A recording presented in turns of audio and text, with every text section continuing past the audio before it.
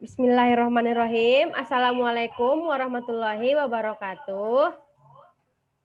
Waalaikumsalam warahmatullahi wabarakatuh. Waalaikumsalam warahmatullahi wabarakatuh. Selamat siang anak ibu. Bagaimana kabarnya hari ini? Siang Bu, alhamdulillah sehat. Sehat. Alhamdulillah. Oh iya, untuk pertemuan kita pada hari ini yaitu tentang keanekaragaman hayati ya. Kepada anak ibu Asni Amelia Daulay sebagai sekretaris, mohon diabsen dulu nak.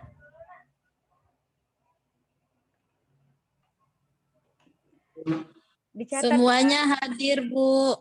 Oke, alhamdulillah. Oke, sebelum kita memulai pembelajaran kita pada siang hari ini, kepada anak ibu Rahma Ito Siregar agar memimpin doa.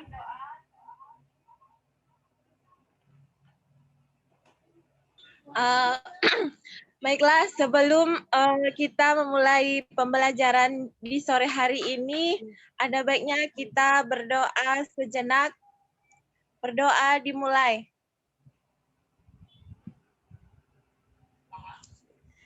Berdoa selesai.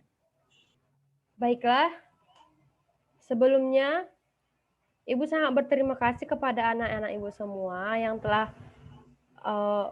memberikan waktunya dan kesempatannya dengan begitu antusiasnya dalam mengikuti pembelajaran kita pada siang hari ini. Ya, walaupun panas ya anak Ibu ya. Oke, sebentar Ibu akan buka PPT kita dulu.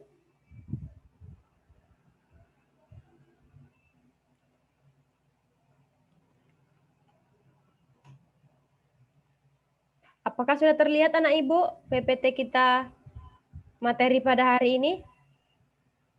Alhamdulillah sudah Ibu. Ya, Bu. Oke. Baiklah.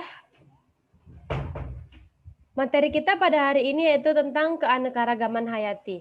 Nah, yang dimana pengertian dari keanekaragaman hayati ini merupakan keberagaman makhluk hidup berdasarkan perbedaan ciri yang dapat diketahui melalui observasi.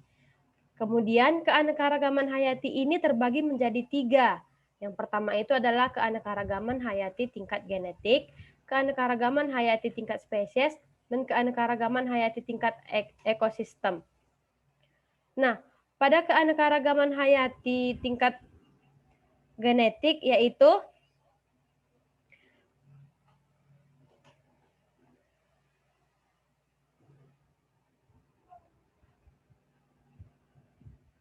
merupakan variasi genetik dalam satu spesies yang dimana tingkat tersebut timbul karena setiap individu mempunyai bentuk gen yang khas. Kemudian keanekaragaman hayati tingkat spesies. Keanekaragaman hayati tingkat spesies ini merupakan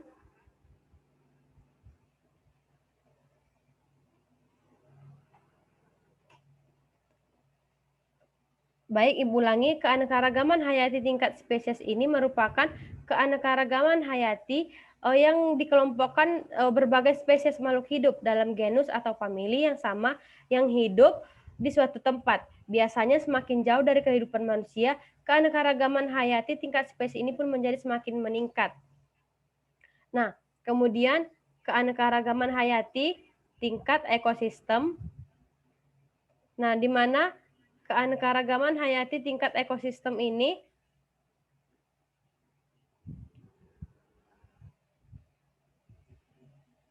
keanekaragaman hayati tingkat ekosistem mohon maaf sebentar ya, jaringan Ibu agak lelet.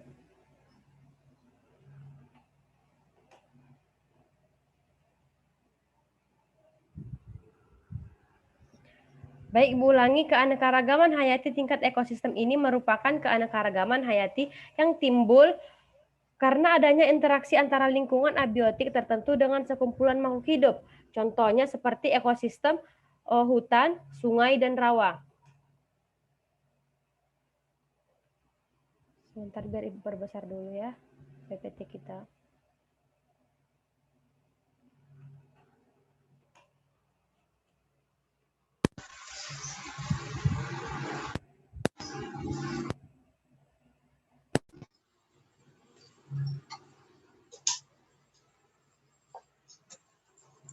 Nah, keanekaragaman hayati tingkat genetik tadi yang sudah Ibu jelaskan, yaitu terjadi karena keanekaragaman hayati yang tersusun antar gen yang memunculkan variasi antara individu dalam spesies. Nah, kemudian keanekaragaman tingkat genetik ini menyebabkan tidak ada individu yang sama persis. Nah, contohnya, anak Ibu bisa melihat di sini ada 3 gambar bunga. Jika dilihat secara singkat ataupun secara kebetulan, bunga ini sangat mirip ya kan, akan tetapi kalau dalam hal bentuk, namun dalam hal ini kita bisa melihat dengan jelas bunga yang 3 ini memiliki warna yang berbeda, yang dimana bunga yang pertama ini merupakan warnanya merah, kemudian yang kedua ini warnanya pink, dan yang ketiga ini adalah warnanya putih. Nah, di sini dapat kita lihat bahwa keanekaragaman hayati tingkat genetik itu jelas. Dilihat dari ketiga perbedaan dari bunga tersebut, yaitu pada warna, bentuk dari bunga yang dimilikinya. Kemudian, keanekaragaman hayati tingkat genetik itu juga, yaitu contohnya seperti lalat. Nah, anak Ibu bisa melihat ini adalah gambar lalat. Yang dimana gambar lalat yang pertama ini, dia memiliki mata yang coklat, kemudian memiliki bentuk tubuh yang lebih besar dibandingkan hewan yang di sampingnya, gambar yang kedua, yang dimana gambar yang kedua ini lalatnya bentuk tubuhnya lebih kecil dan warna mata yang dimiliki oleh lalat tersebut berwarna putih. Kemudian keanekaragaman hayati tingkat genetik pada manusia itu yaitu pada manusia sendiri, yang dimana anak Ibu bisa melihat di sini ditunjukkan ada 2 gambar. Yang pertama, gambar perempuan yang memiliki rambut pendek dan gambar perempuan yang memiliki rambut panjang. Nah, anak Ibu juga bisa melihat dari ciri khas bentuk rambut yang ada di kepalanya, itu yang pertama dia bentuk rambutnya widow's peak, dan yang satu lagi bentuk rambutnya biasa. Kemudian bentuk mata. Warna mata yang ada pada kedua gambar ini sangat berbeda. Jelas nampak, yang dimana yang pertama warnanya warna biru dan yang satu lagi dia berwarna coklat. Nah, kemudian keanekaragaman hayati tingkat spesies, yang dimana tadi keanekaragaman tingkat spesies ini merupakan setiap jenis terbentuk atas pengaruh kandungan genetik dengan habitatnya, yang menunjukkan adanya jumlah dan variasi jenis organisme. Kemudian, contoh dari keanekaragaman hayati tingkat jenis itu yang pertama adalah pohon, aren, kemudian kelapa, pinang, dan nipah. Nah, pada keanekaragaman hayati tingkat jenis ini, anak Ibu bisa melihat bahwasannya setiap pepohonan yang diberikan contoh di dalam PPT ini merupakan contoh pepohonan yang sering kita lihat. Namun kita bisa mengetahui bahwasannya pepohonan yang sering kita lihat ini sangat berbeda jenis atau tempat yang ditinggalinya, yang mana pohon aren ini dia itu tinggal di pegunungan atau habitatnya di pegunungan. Kemudian kelapa habitatnya biasa di pantai. Terus pohon pinang ini tempat biasanya itu di tempat kering. Nah, sedangkan nipah ini dia biasanya tempatnya itu berada di tempat yang basah. Maka jelas bahwasannya keempat contoh dari pepohonan ini merupakan contoh dari penempatan habitat yang berbeda. Kemudian keanekaragaman hayati tingkat ekosistem, yang dimana keanekaragaman hayati tingkat ekosistem ini merupakan gambaran jenis populasi organisme dalam suatu wilayah, yang dimana ditunjukkan dengan adanya faktor abiotik, perbedaan dari faktor abiotik. Nah, ditunjukkan juga dengan adanya perbedaan komposisi jenis, populasi, organisme. Nah, anak Ibu bisa melihat di sini ada contoh yang Ibu berikan macam-macam ekosistem di dunia. Contohnya yang pertama itu adalah hutan hujan tropis, kemudian savana, hutan gurun, dan padang rumput. Yang dimana anak ibu bisa melihat dari contoh gambar yang pertama itu merupakan hutan hujan tropis. Nah, hutan hujan tropis ini merupakan hutan yang curah hujannya sangat tinggi.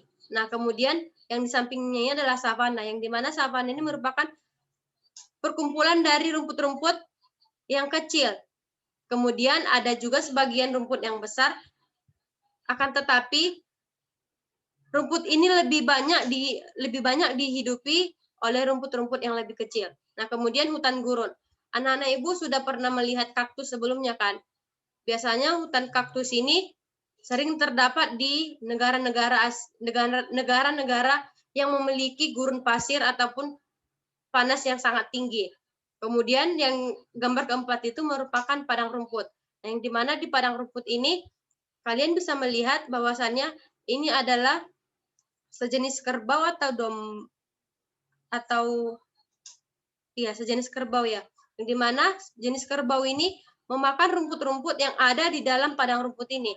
Nah, ini merupakan padang rumputnya luas, yang dimana padang rumput ini sebagai salah satu bahan makanan kepada yang dihasilkan oleh rumput tersebut yang diberikan kepada para hewan-hewan